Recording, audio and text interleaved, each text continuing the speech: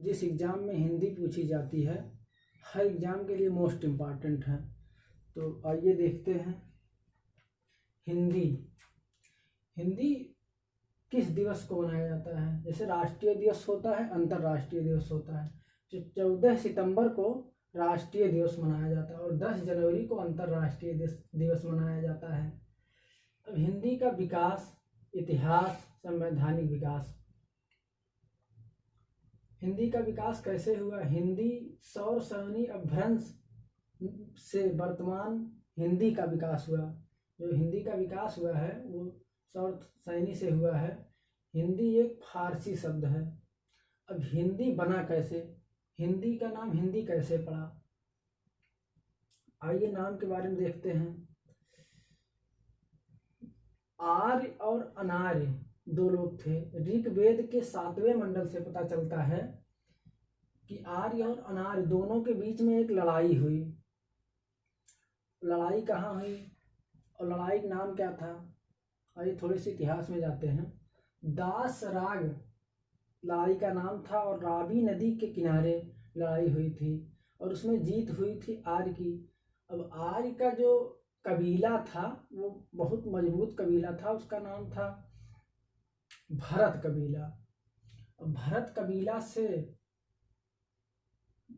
भारत पड़ गया नाम और भारत से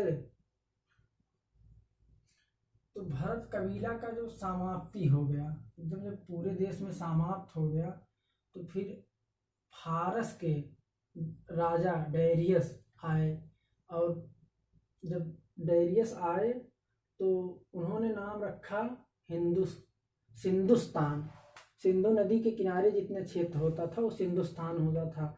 अब वो फारसी थे, इसलिए कहा गया कि हाथ को कगना क्या आरसी और पढ़े लिखे को फारसी। हाथ के कगन को क्या आरसी और पढ़े लिखे को फारसी। ये लोग सा को हा पढ़ते हैं, पा को फा पढ़ते हैं। फिर डायरियस से पूछा गया कि आपने किस क्षेत्र में कब्जा किया, तो हिंदुस्तान को बोल दिया हिंदू और हिंदू से हिंदुस्तान हुआ देश का नाम और हिंदी नाम पड़ा इसका। सबसे प्राचीनतम भाषा क्या है? सबसे प्राचीनतम भाषा संस्कृत है। संस्कृत में पहले 30 अक्षर हुआ करता था। बाद में पाणिनि जी के अष्टाध्यायी, पाणिनि जी ने 14 अक्षर की खोज किया, इसलिए तब जाकर संस्कृत व्याकरण का विकास हुआ। इनके रचनाक नाम है अष्टाध्यायी। पाणिनि जी को संस्कृत व्याकरण का पिता कहा जाता है प्रथम। संस्कृत में 22 महाजनपद हैं और इतिहास के बौद्ध धर्म में एक आता अवंतर निकाय जिसमें 16 महाजनपद हैं। अब संस्कृत से बना प्राकृत, प्राकृत से पाल, पाल से अपभ्रंश, अपभ्रंश से अवहट्ट, अवहट्ट से हुआ हिंदी। अब प्राकृत का दूसरा नाम होता है अर्धमगही। अर्धमगही जो है जैन धर्म भाषा, जो भाषा है वो प्राकृत में अर्धमगही से विकास हुआ प्रथम। दूसरा प्राकृत और तीसरा अगर पूछा जाए तो पालिश हुआ।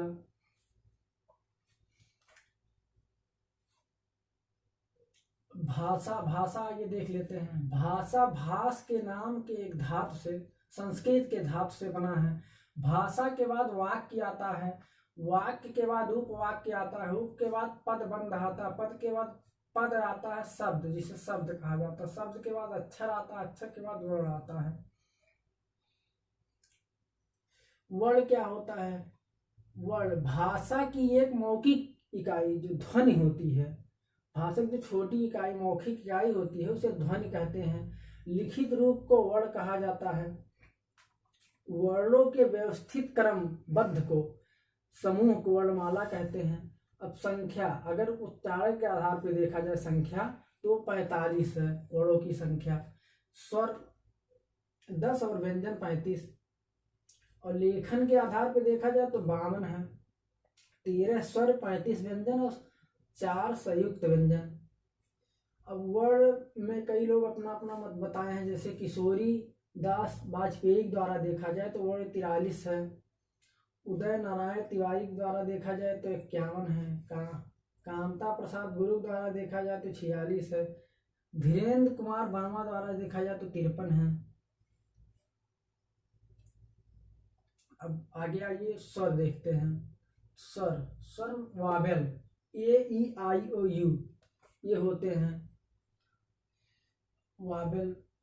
लेकिन एक शब्द आता है यूनिवर्सिटी।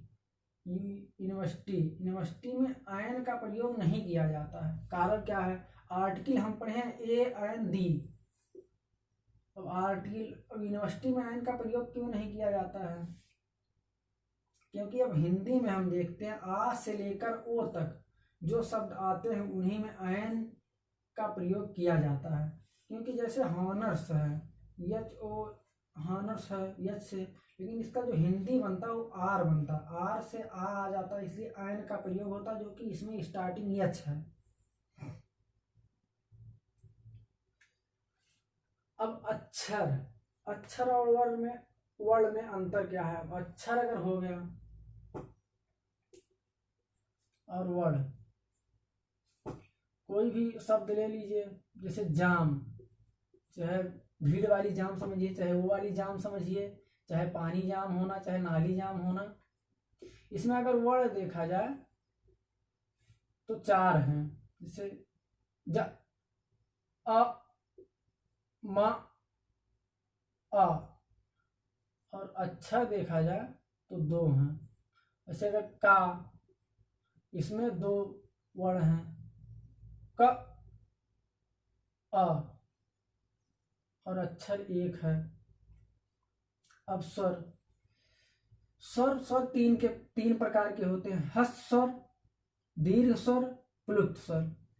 हस्त स्वर को मूल स्वर कहा जाता है। अब हस्त स्वर में छोटा, छोटी, बड़ा, री ये आते हैं। दीर्घ स्वर में बड़ा जो बच्चे सब आ जाता है, बड़ा, छोटी, बड़ाऊ, औ। इसका जो परिभाषा होता है वो क्या परिभाषा होता है स्वर का? जिन वर्णों के उच्चारण में समय नहीं लगता उन्हें स्वर कहते हैं। या दूसरा अगर कहा जाए तो जिन वर्णों के उच्चारण में किसी दूसरे वर्ण की आवश्यकता नहीं होती उन्हें स्वर कहते हैं। अब अगर हम ये लिखे हैं चिन्ह, जैसे ये होता है, ये से कहीं अगर लिखना है तो इस चिन्ह को कहते क्या है? इसको पुनरुक्ति चिन्ह कहते हैं। ये आ गया प्लुत स्वर में, जैसे किसी नाम बुलाना हुआ, ओम, तो जैसे हो गया प्लुत स्वर में ओम। अब वर्गीकरण किया गया है स्वर का, तो वर्गीकरण में छोटा, बड़ा, छोटी, बड़ी, छोटा ऊ, बड़ा ऊ, री, औ ये होते हैं। और अंक, आहा, अयोगवा, ये अयोगवा होते हैं। अब कहीं कहीं देखे होंगे आपकी स्वर 10 प्रकार के होते हैं, स्वर 11 प्रकार के होते हैं, स्वर 13 प्रकार के होते हैं। अगर री को ना जोड़ा जाए तो 10 प्रकार के स्वर होते हैं। री को लेके 11 प्रकार के होते हैं, और 2 अयोगवा अगर जोड़ा जाए तो 13 हो गया।